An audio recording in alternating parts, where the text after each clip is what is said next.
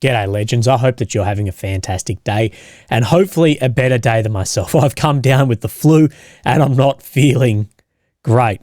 But today, as always, we have a lot to go over. And I actually think this is going to be an important video. We're going to talk about asymmetrical warfare and strikes from other countries being facilitated and what Putin has said. And we'll talk about that. I believe this is important. We need to talk about air defense and how there has been no restrictions on Ukrainian air defense striking Russian planes or missiles over Russian territory since the beginning of the war. And then we're going to talk about, well, what changes will now we see? Now, last week we saw other restrictions lifted, if any. What does this mean? We need to talk about US passport holders not being allowed to leave Ukraine and what then this will mean.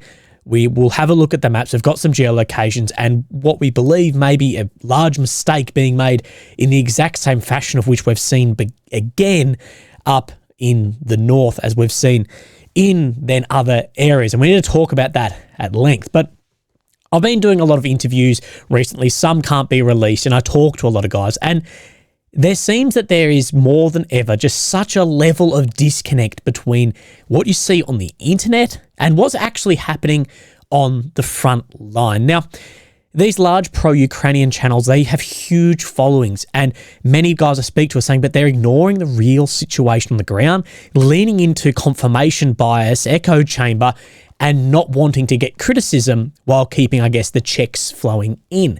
And I believe these guys have a responsibility.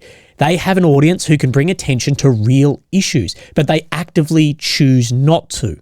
The men on the front are dying due to a lack of accountability, ranging from strategic decisions, defensive works, corruption, no demobilization, no rotation, and this is absolutely crushing morale. And I have guys telling me that people are specifically going AWOL off the front line, handing themselves in because at least they'll get some time in jail off the front line because they're not being rotated off. And guys at the front, guys I'm talking to, are telling me that this is directly contributing to people not then signing up to fight. And we spoke about that then yesterday, causing them the manpower issue. And of course, the then snowball effect of this, because if you're being told everything is fine, we've got everything, we're winning everywhere, well, why would people sign up to fight? And then now people are smart enough to look and go, what is actually going on? But by choosing to just ignore this, your audience may, blindly clap along, but you're not addressing the real issues at the front, and then they'll continue to be ignored because you guys are the ones with the voices. If you truly cared about Ukraine and the Ukrainians, not just the optics and the paychecks coming in because you lean into a narrative, you'd be the ones calling this out the most and not screaming at any criticism saying, oh, you're a bot, blah, blah, blah. You ignoring this is actually more harmful than bringing up these at the front line. Sunlight is often the best disinfectant. Now, we see these NAFO types with any criticism of Ukraine, even if it's in a soldier's best interest, they will then dox people, intimidate them, mass report them, downvote them, get them kicked off, even if it's in, like I said, the best interest. So it is very, very interesting, the whole online situation. There is such a difference that I see when I talk to the guys about what's actually happening, and more of that will be coming at certain aspects. And someone sent me this overnight again, someone there. One thing I learned, they love their speeches and cocktail parties. There is a good chunk of people who have found relevance since this war, and they are going to hold onto it dearly. These narratives about Russia, stupid, are killing us. This continues. There's a lot of speeches, wine and good meals in Kyiv. It's a cultural phenomenon. The Ukrainian flag has been turned into a goddamn virtual signal like pride. It's sick and it's actually killing us. You can tell the truth, most people can handle it and appreciate it. The lies and the good time that set of people are enjoying and contributing to our deaths. Sorry for the rant. I only write you when I have something that I've actually experienced to share. Normally, I just talk about it in our AO, but your video hit the nail on it. So yeah, it's one of those things. The ones who should be calling it are ignoring it the most, actually helping the other side in this case. Now, my rant done. Let's look at the maps and look what is then going on. And we're going to split this up over to a few different geolocations and areas. But here we have Ukraine, the center, the capital of Kyiv. The red areas occupied since 22, the purple since 2014. And where we need to come is up into this Kharkiv, Belgorod front, where we saw Russia open up two front lines about 3 weeks ago. Now, I thought we were all on the same page, that we're all in acknowledgement that Russia had no real chance of making a push to Kharkiv because the lack of troops they had here and the amount of pushback onto here, that it was never going to be much of an advancement. I thought we all acknowledged what Russia is trying to do is thin out the Ukrainian forces in other areas on the front line and not to get caught in this trap. And we'll look at what doctrine says then about this. But now we see massive amounts of reserves deployed into here to push back the Russian forces in here. In my eyes, falling into the exact trap that Russia then wanted. And this is from Sursky's telegram. In Kharkiv direction, the enemy concentrates his main efforts and tries to advance near Heliboga, Lipka, but suffers significant losses and does not succeed. In Vovchansky, our main task at this stage is to restrain the enemy, inflict maximum losses on him, and gradually move forward to liberate our territories. And we see this from a pro-Ukrainian blogger today, that we'll talk about this map underneath in a second. We've already shown that movement up in Bakhmut, but it says, it seemed Russia is trying to stretch the Ukrainians as much as possible in response to them sending tons of reserves into Vovchansk. Other pro-Ukrainians seem to see this as a good tactic, but I just don't get the thought process behind it. Ukraine is chasing PR wins at this point and paying for it in other areas on the front line. It seems that the politicians are making decisions rather than actual commanders. I understand sending reserves to Vovchansk to plug up the hole, but 3-to-1 manpower advantage there is just unnecessary. Following the recent counterattacks in Vovchansk, it's clear that Ukraine aims to liberate the rest of northern Kharkiv Oblast. Liberation is great and all. It looks great and is good for morale, but when you are low on manpower in other areas of the front line and Fabs and artillery are raining down on you, morale won't be so great there. So Russia wants Ukraine to counterattack and waste valuable manpower and resources doing so. And guess what? Ukraine is playing right into their hands. It makes no sense. And we see then other pro-Ukrainian pages sharing things like this of celebration of, look, 100 Ukraine battalions, combat firepower, blah, blah, blah, versus 38 less battalions on the Russian side here. Isn't this exactly, though, when this first opened up, exactly what we spoke about and exactly what I thought everyone was on the same page of, that Russia is trying to do? And we spoke about this back weeks ago. That the problem with Ukraine is they put so much stock in optics. They're narrative driven. That absolutely skews military decisions towards absurdity. This lines up with the 2 other examples I just showed you. Because of this, the box they've created for themselves, they feel like they have to block all progress all the time. But they have neither the manpower nor equipment for such tactics. They should be trading territory for time, especially territory like this, to block off the Russians here. You don't need to go straight back through and take it over, because this is an attritional aspect of war. By deploying people in here, we're seeing Russia have advancements in many other areas in the front line. This plays into the exact doctrine of attritional war. So remember the last few things we read out, and then we see here that in case of a surprise attack, rapid offensive by one side may be possible until the defender can form a solid front. After that, combat solidifies. So this rapid attack across the north eventually formed a solid front. We saw where it stopped, should have been at a defensive line. After that, combat solidifies. This period lasts a year and a half, 2 years. This is on a major attack, not specifically in the north, but we can look at that as a war overall. During this period, major offensive actions should be avoided. Even if large attacks are successful, they'll result in significant casualties, often for meaningless territorial gains. The goal is to force the enemy to expend vital materials and strategic reserves on strategically meaningless operations. And what we have said is, what real difference if Russia is just held in these positions here? Vovchansk has been bombed to shit anyway. They're held on the north side here for a while. Does that make overall to the war then if you were to push them back onto the border complete? I believe there is a trap that's been laid, and we all acknowledged it, and now I believe it's getting played into. That the second phase begins when offensive should be launched across a broad front, seek to overwhelm the enemy at multiple points using shallow attacks. What we are seeing from Robotny through to Bakhmut, through to Sinkivka, and even into the north, the intent is to remain inside a layer bubble of friendly protective systems, so you only move a little bit due to EW broad fires. All this while stretching depleted enemy reserves until the front collapses. Looks familiar. There is a cascading effect in which a crisis in one sector forces defenders to shift reserves from another sector, only to generate a crisis there in turn. Exactly what we are seeing here, that it looks great and all for morale, but when you allow manpower and Fabs and frontline artillery raining down, morale won't be so great there. So you shift reserves, only to generate a crisis. As forces start falling back and leaving prepared fortifications, morale then plummets. And I don't know what the overall plan is here, whether it's commanders' decisions, whether it's political decisions. but feeding right into Russia's hand, specifically in this area. There's no change in this area on this map today. There's no change up in Kupiansk, Sinkivka, Vilshana front, but Noel reports does show one change in here just to the east of Sinkivka. Oh, excuse me. So we can see where this road runs out here and then where this one runs. So just in this location here, which is already shown as red on this map, but showing that Russia had some level of advancement there. Now, I just want to show down in, where's the next one? Osheretny. So we do see some changes, nothing in around Bakhmut, but on that last map, I'll just put this beside because I've deleted it. There was some change in and around Rozdelivka in this area as well, but I believe that those were lining up with what we showed yesterday and Suryak.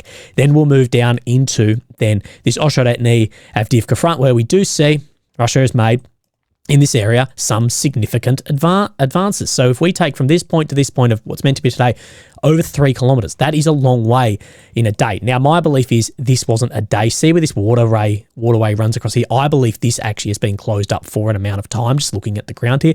But either way, there's been a lot of ground made here around and Solovov, and of course secured this position from then being cut off and expanding and shortening front lines in some directions, eventually enveloping this area that we see around here. Now, Noel Reports has a map in then the same direction. This is just out from Osheretny front here, so let's have a look and see where then this lines up. It may not be the easiest, but have a look at where some of these large paddocks are lining up. So look at this road here that he's showing just out into this direction here. So he's showing significantly less than Ukraine's own map on that direction. Now, there's only a very small change in then Krasnodarivka here on this map, and no change then anywhere else, including down in Robotny. But I want to show you this footage here. So these are said to be Russian VDV, then paratroopers moving along, walking down this road. Now, a drone does drop a munition on one of these guys, but he actually does crawl. He doesn't seem to be too injured, I don't know. Does crawl into cover then away from this. Interestingly, let's look at where this was then geolocated. So this is Kherson, and this is Duchy right here across Dnipro River here. Now, let me just zoom out to give you a better idea of where this is, and then I'll show you on the map here exactly where this is. So this is Kherson, and this is green, and this is Duchy right here. Of course, it won't come up on this, but we see where this bridge crosses across here. Duchy right in here. So in this green area, that there has definitely been some changes of those soldiers walking around there, and doesn't seem to be that they're on too high of an alert there. So we know the Russians are down in this area, pushing some front lines back on important areas that are held then across here. So that may or may not update as we see that footage then doing the rounds. Now I want to talk about this. Let's talk about air defense. Now this came out overnight. Now, US gave Kiev permission at the start of Russia's full-scale invasion to down aircraft, military aircraft flying in Russian territory if they pose a threat to Ukraine. This only has come out on June the 4th. Speaking to the press ahead of President Joe Biden's visit to France for the 80th anniversary of D-Day, Kirby has said there has been some confusion on the topic of Ukraine's permission to use US-supplied weapons. He clarified there's never been restrictions on Ukrainians shooting down hostile aircraft, even if those aircraft are not necessarily in Ukrainian airspace. Ukraine can shoot down Russian airplanes that pose an impending threat, and they have since the beginning of the war. Now, this clears up a lot of aircraft that we actually have seen then go down, and we would say that that is including missiles as well in the air. What I will say is people are celebrating this, and I'm thinking, no, this isn't actually good news. This shows that not that much is now going to change. We're celebrating that, yep, now the US has given permission for Western weapons to be used inside Russia. We'll see these Su-34s going down. We'll see this, blah, blah. Well, there's now no change, really. It looks like there's been no change to the air defense permissions. So those Su-34s are still going to be dropping the munitions as is, same as then the long-range strategic bombers, which will be affected then even less. So I wrote this just to give myself some things while my brain's a bit mush, but US never put restrictions on Ukraine. What this means, though, is the opening of these restrictions being celebrated will have no real change on what Russia's aircraft and missiles have been doing for the last 2 years. But, well, now Ukraine can hit airfields with ATACMS and we know ATACMS aren't meant to be used, but we will probably see that creep of restrictions lifted, and we'll see ATACMS Scalp and Storm Shadow being used. But even when they are then allowed to be used, Storm Shadow, Scalp, ATACMS have 300 k's range, Storm Shadow, Scalp around 400. The basis for strategic aircraft, I mean these long range, most of these sit well outside of that area. So let's take Harky Volblast down here, for example. Let's go out to maximum range of 400 kilometers.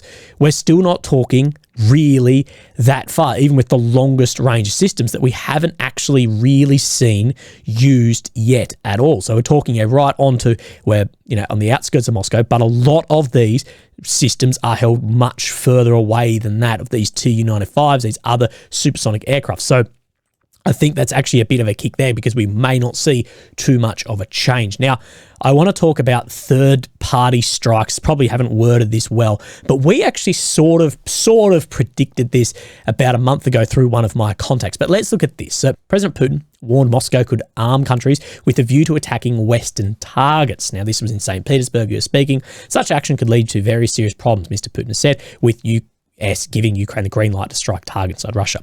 If someone thinks it is a possibility to supply such weapons to a war zone and attack our territory and create problems for us, why don't we have the right to supply weapons of the same class to regions of the world where there will be strikes on sensitive facilities of those countries? That is, the response can be asymmetric. We think about it. He did not specify which countries Moscow could supply weapons to. When they say there will be more missiles which can hit targets on Russian territory, this definitely destroys Russian-German relations. But let's look at this. That same class of weapons, so cruise missiles, long-range weapons, to strikes on sensitive facilities within those countries. Well, Russia, just like the West, has allied nations. So let's have a look out here. Now, of course, this map isn't the greatest. I don't know why it's so hard to see different countries on these. Oh, that's better.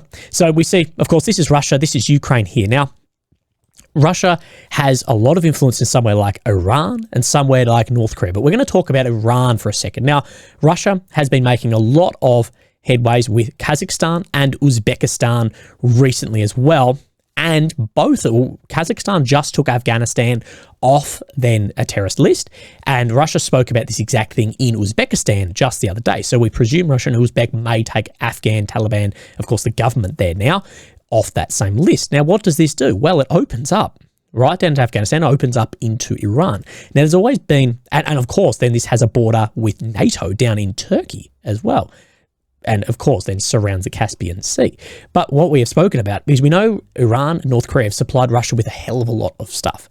What really has been going back? We're not 1,000% sure. Now, what weapons are the Houthi rebels primarily using, making chaos for trade through the Red Sea, Gulf of Aden? Iranian weapons. Now, could we see a massive increase in how effective these weapons are if technology comes in or Russia facilitates strikes through a proxy like this? Now, we are fighting Russians through a proxy in Ukraine, and Russia is fighting the West through their forces here as well. We may see this open in another front, and you just need to follow the bouncing ball backwards. Say, we know Hamas received a lot of training, same as through then the IRGC in Iran. We know Iran has close ties with Russia, and Putin's saying that then there could be strikes on sensitive facilities, the same class of weapons, and what is stopping us supplying that? Here we go. It's all interlinked. It's one big pendulum cock swinging around in the world. But interesting. But we talked about this a while back. One of my boys, May 14, Matty, 2 cents in the strikes. If Storm Shadow Scalps hit Russian territory, that would UK French weapons programmed by officers of these countries hitting land everyone recognises Russian. So I don't think Russian strikes in UK French would be out of the question. Now, one thing I want to say is people say we're not involved in this. If you have a, say, US weapon programmed by US officers, guided by US GPS, landing somewhere, you cannot say that we are not involved. My guess is that British statements about the possibility of hitting anything anywhere were meant to test the waters, and Russian response made it clear that this was a bad idea. So it likely won't happen, but we will see. The Russians would have the option of hitting UK and French bases in some third country outside NATO as an intermediary step, as sort of a warning. But even then, I don't think anyone wants to go there, but may go there through, we've given X group these weapons, and we do the exact same thing. Think back to any of, well, let's talk about this region in here, about supplying weapons to third parties to fight another power through proxy. Now, speaking to a lot of guys recently, there's guys who are getting stuck in Ukraine from changing of laws. And the US Embassy has then put this out today. The embassy in Kyiv understands that effective June 1, Ukraine has eliminated a residence abroad exemption that previously allowed certain Ukrainian males aged 18 to 60 to depart the country. After this change, US Ukrainian dual citizens, including those who live in the US, may no longer be able to depart the country. Ukrainian law does not recognize dual citizenship. US Ukrainian dual citizens are therefore treated solely as Ukrainian citizens while in Ukraine, subject to the rights and obligations of Ukrainian citizens, and under Ukraine's martial law, men between 18 and 60 are not permitted to leave the country. Now, this comes in response to manpower shortages. That is it. But also tightening up, because we see a lot of loopholes from wealthy people and officials of their children not going and under the same obligations as other people in the country because they have a dual citizen. You don't need to look very far to see officials who have children who are abroad, doing whatever. The US Embassy is limited in our ability to influence Ukrainian law. If you are not currently in Ukraine, we strongly recommend against all travel to Ukraine by US citizen males 18 to 60 who also have Ukrainian citizenship or a claim to Ukrainian citizenship and do not wish to stay in Ukraine indefinitely. There is an extremely high risk you will not be allowed to depart even with a US passport. And this is going to have problems for those who are, say, US, Ukraine dual citizens who are there doing humanitarian work, NGO work, all the way through to guys who are there fighting as well. This has had a massive change here. And there have been some laws change, and I'm speaking about an interview soon that has had a lot of guys going, I'm going to pull the pin on minimum services and changing and updating contracts signed previously. Anyway, legends, shorter video. Hopefully this was all right. Look after yourselves. Have a great day. Keep trying to search through the truth, even if you don't like to hear it. And I'll speak to you very soon. Have a great day. See ya. Bye-bye.